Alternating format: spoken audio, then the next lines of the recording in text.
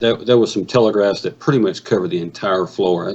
That's going to be a challenge to get that stuff done. And I can't agree with you more about the transition.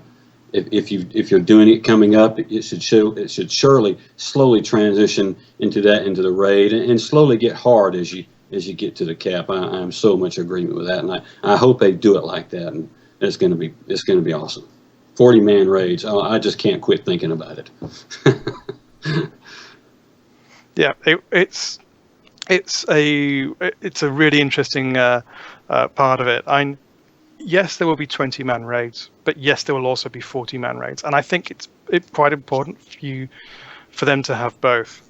There's a lot of people that are kind of on the fence saying 40-man raids, they're hard to organize, they're difficult to get people to sign up for. Part of that is because once you'd completed the 40-man raid, that was it. You were done. You were finished with it. You didn't have a reason to go back apart from to gear up everyone else so you could move on to the next tier of raiding. I really appreciate that Carbine are doing something different this time with 40-man and 20-man raiding, in that the instances will change every week. So you might have a combination of boss and ads and room properties that make a encounter really difficult. The following week, you might have something that's really easy and you can take down the boss, no problem at all. So you might end up with like a load of people who've been struggling, suddenly have a bit of a gold rush and surge ahead. And it's those kind of things which I think are going to make raiding interesting, not just in terms of conquering each instance or conquering each tier, but in terms of the strange, odd, and unique things that we'll encounter every week that we raid.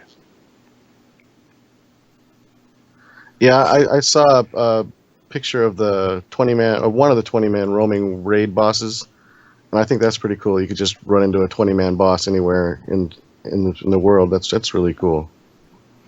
Yeah, Metal Moore is lurking out there in Derridune, and he's a good fun fight. But I found there were two really interesting things. When we did ArcShip EU, the European guys took down Metal Moore faster than the American guys. And I found that really interesting. So, I'm sorry, go ahead. No, you go ahead. I was just saying, outside of WildStar, what are you currently playing? So I'm playing actually a fair bit of Guild Wars 2. I really love the fact that the game's evolving every 2 weeks. I think that's a hard feat for them to pull off, and I've talked to them about it, and they said that they had to completely restructure their studio and have a bunch of ancillary teams surrounding 4 living world teams. Each living world team would produce a month's worth of updates.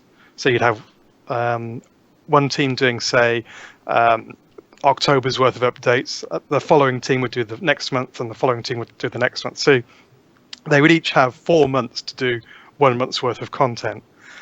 And that's a hard thing to pull off. That means that they've really got to work hard. They've got to work hard with all of the external teams like art, like modeling, like music, like any voice work that needs doing, all those kind of bits and pieces, and still get everything in to cover that month's worth of content. And yeah, that's a challenge, but they do it, and they've been doing it for a while now, and they seem to be really comfortable with what they're doing. And hats off to them. It's not an easy thing, but I said to them, do you think you're going to write the book on how to do 2-week cadence?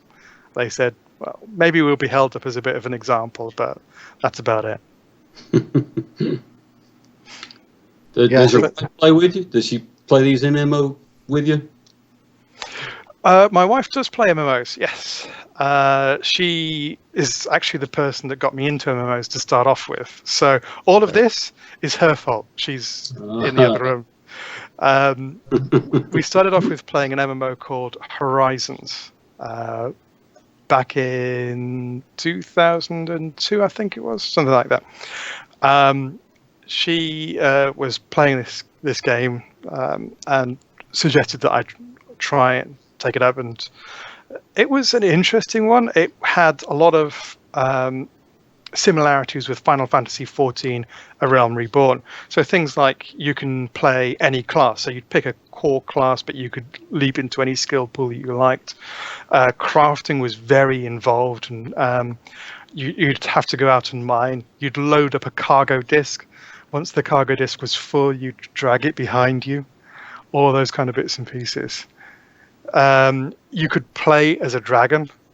Oh, that's She's cool. just miming at me from the side, saying "dragons." Yeah, you could play as you could roll as a dragon, and you'd start off as this kind of little dragon that was bound to the ground, and over time you'd grow and evolve, and you'd get wings, and then you could fly around. But they were only one of like half a dozen different races that you could pick and play. So I did not play a dragon because I didn't fancy that whole kind of thing. But it was an option there. But then we went on to World of Warcraft together, and now we're currently playing Guild Wars 2 together, and she still plays a little bit of WoW and a little bit of SWTOR as well. But I'm usually playing either Guild Wars 2 or anything that I've been asked to play by various people. So currently I'm playing Dragon's Prophet at the moment because I'm working on a review for it. But I played Dragon's Prophet for a while. It's a great game. it's interesting. It has some good points, but it had a lot of promise. I'll put it that way. Yeah, I enjoy the dragon training and all that stuff. Oh yeah, the dragon training and the dragon collecting is great fun, and the fact you can get certain dragons, like there's this one that looks like a rooster. I don't know if you've seen that one. It's like, I'm not riding a dragon; it's like a rooster thing. I think all of that's cool, but I think that there's a couple of things where you think, well, why did they make that kind of decision? Like having limited inventory and stuff like that. I know they've done a couple of things about the whole number of dragons you can have now and stuff like that. But yeah, they added a like a garage that you can keep them in. Yeah, Dragon Garage. And you can always buy more. Yeah, this is true. But yeah, you'll have to look out for my review when it goes up. Sometime. Yeah, I'll definitely keep an eye out for it. Is there anyone affiliated with WildStar that you haven't gotten an interview that you'd really like to? That's a good question. I think the kind of the main thing that I don't know at the moment is how they actually pull it all together. So I've interviewed the boss. I've had lunch with Jeremy Gaffney, which was interesting because we sat there and ate and talked, and he talked and didn't eat because we were all jabbering at him. You can see the videos for that on YouTube. It's quite funny. But I've met Mike Donatelli, who's a fantastic guy. The community people, both the American community guys and the EU community guys, are all fantastic. Really, really good people. I've even got to interview the people or the person responsible for the game engine. So there's a guy called Steve Moray who does a lot of the game engine code, and that was really interesting as well. So I've seen all of like the outside bits, all of the parts that make up WildStar, but nothing that pulls it all together. Nothing from a kind of production role, or nothing from a kind of project management kind of role to say, okay, what are the challenges that you face in making sure everything gets delivered on time, that all of the beta phases actually happen, that you've got your plan going according to schedule, all those kind of bits and pieces. It sounds like it's like a bit of a mundane thing, but it's just one of those kind of little studio insights that would be cool. And if they're having any qualms about going from dev mode to launch mode to post-launch, and then having to kind of flip the studio around to do all of these content updates and that kind of thing. So that's kind of the next bit that I'd like to try and find out, because it's a side of WildStar that we haven't touched on, and it's more kind of side of Carbine and how they develop and their philosophies and their approach and how they look after their staff and all those kind of bits and pieces, rather than the game-centric thing. Yeah, I'm a former military, so I understand that logistics can make or break a battle. So I'm very fascinated with that stuff as well. Yeah, it's not an easy thing to pull off, and I think that a lot of the production side of things tends to be a bit unsung, but it's something that's essential for you to actually produce the game. Otherwise, you'll have developers developing all the time, but just on the bits that they want to do, like this really cool robot or this really interesting quest line or something like that, and not the rest of the content. So, yeah, that would be an interesting one to do. Well, with all the programming that you've done, if Carbine said, Gareth, we're going to allow you to change something, what would you change, if anything? What would I change, if anything? I would change the bit I can change, the bit that we will all be able to change, and that's the UI. And it's no disrespect to the UI guys. John Weissman and his team have done a fantastic job with getting the UI together. But we will all be able to customize it. We'll all be able to adjust it and update it and stuff like that. And that's part of the whole WildStar package that I'm looking forward to. Being able to, because I appreciate what they're doing with having, I don't know if you've seen screenshots of the UI, but I prefer something that's really minimalist, really kind of stark, and just has a strip of buttons at the bottom, if anything, really shrunk down because I've got them all keybound and stuff like that. And maybe even get rid of the map unless I'm doing crafting and stuff like that, and just have a huge open canvas or window into the game world, nothing obstructing it. That's what I'd like to get to, but I appreciate that's not for everyone.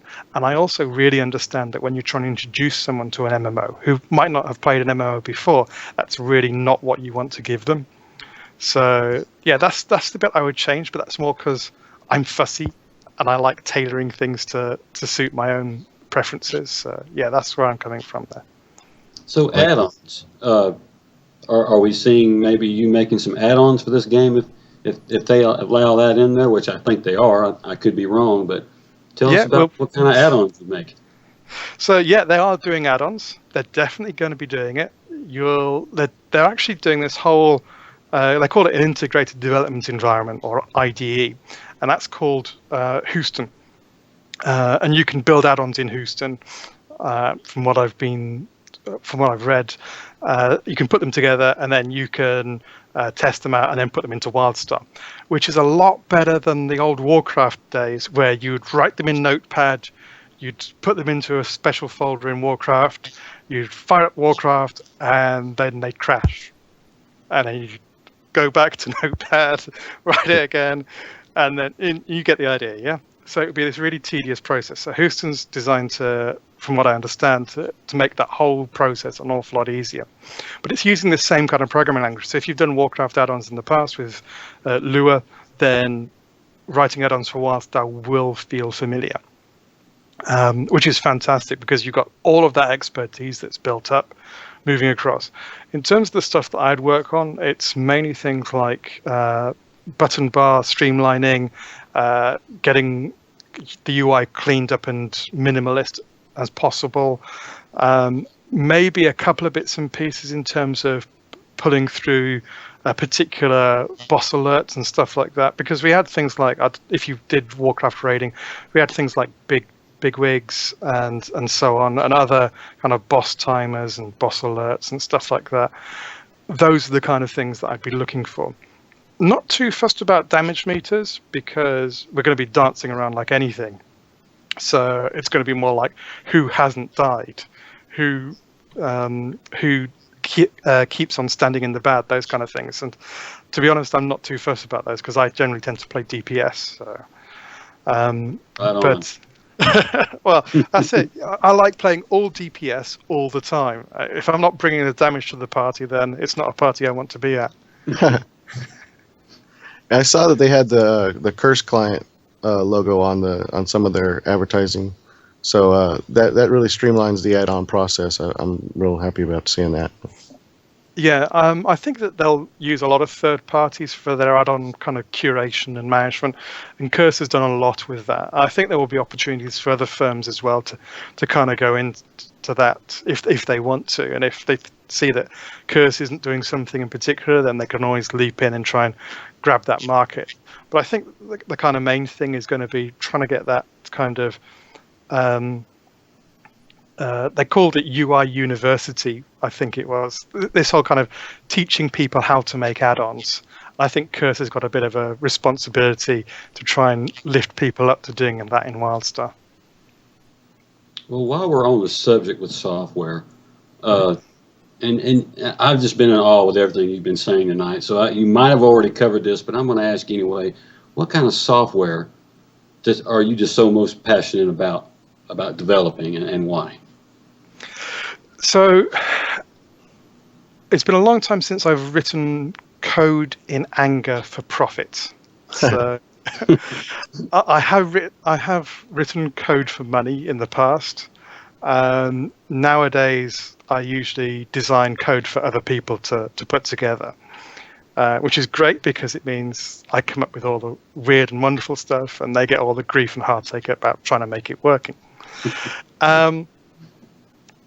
In terms of what makes me really passionate, though, it's trying to do something that's not traditional, trying to use either something we've got already in a new and unusual way, or trying to use something new to improve something that we already have.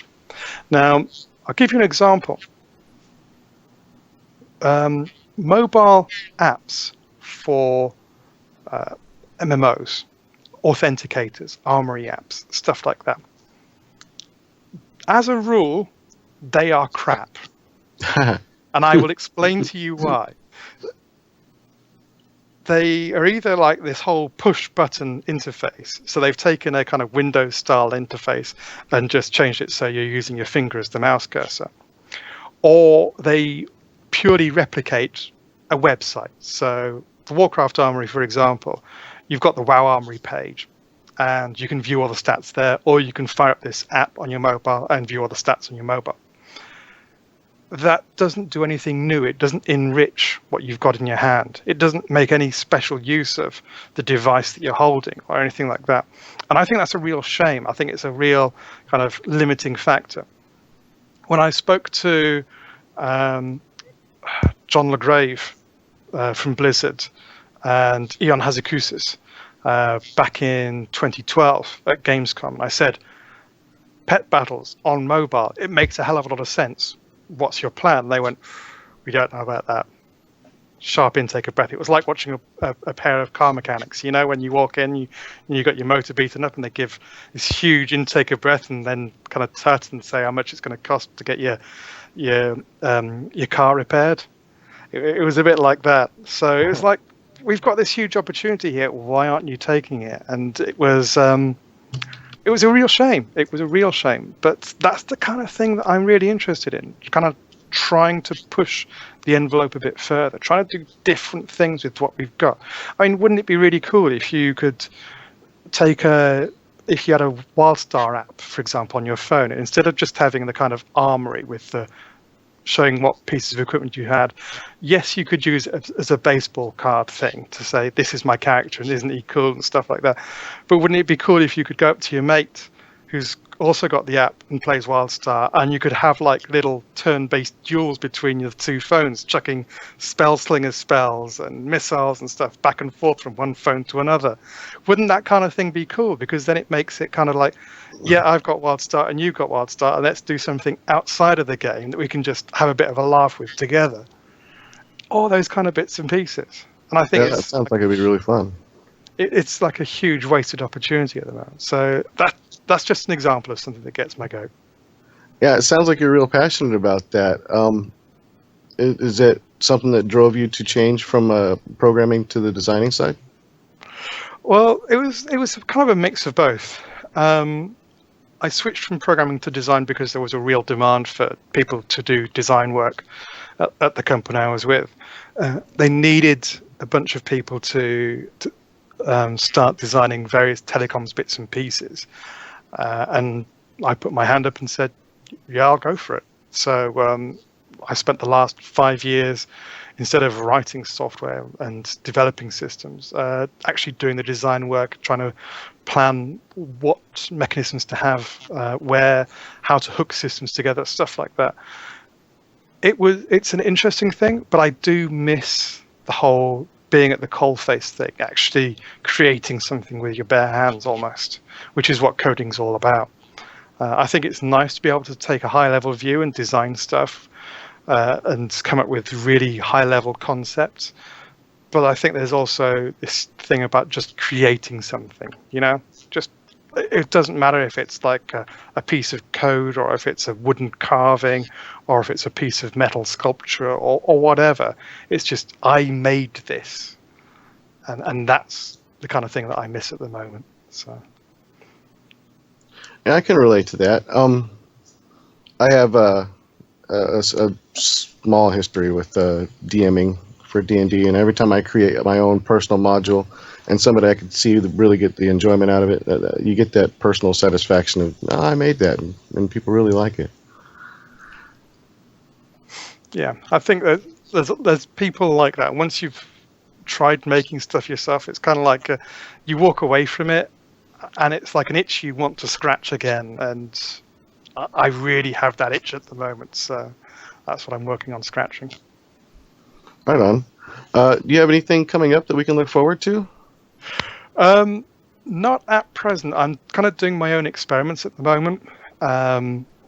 So I am teaching myself how to code in Objective-C.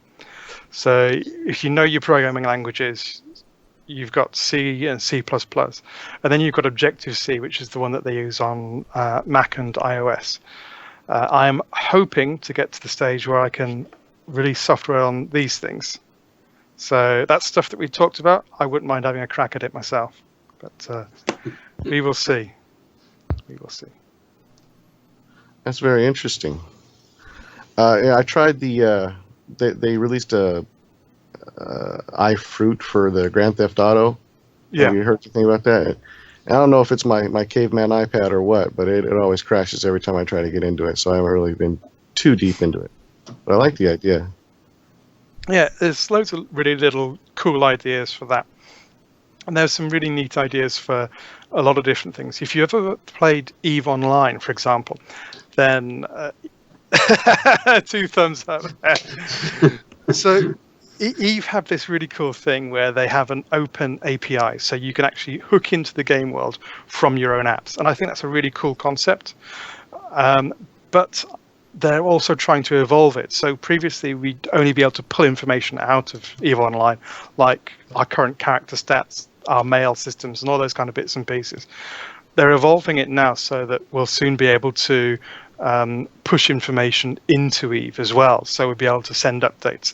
And I think there's a real cool opportunity for something like, say, if you've like your caveman iPad, imagine having your iPad up and you could say, okay, this is the galaxy of New Eden and all the kind of planets and trading hubs and stuff like that. Here's the particular commodities that I'm interested in trading. Here's all the market prices. Putting all of those through and then saying, okay, I need to send my various corp members to haul cargo to these trading hubs to take advantage of these low prices, so I can send mails back into the game to get them to go out and do stuff. That's the kind of stuff which I'm talking about. Taking, not just using your iPad as a kind of like, okay, let's get my mail, let's get my marketplace trades, let's get my my kill mails and stuff like that. No, that's just taking what you've got in game and replicating. This is that idea of having the full galaxy map and trying to use it to work out how to take advantage of regional differences in commodity prices. That's evolving the game beyond what's currently available, and that's the kind of thing we should be looking at doing with all of this snazzy new technology. Yeah, there's nothing like being able to interact in a game from anywhere that you want to. That's just That's an awesome idea. Awesome. I can just see it now. I cornered the market on widgets from a staff meeting on my. Exactly.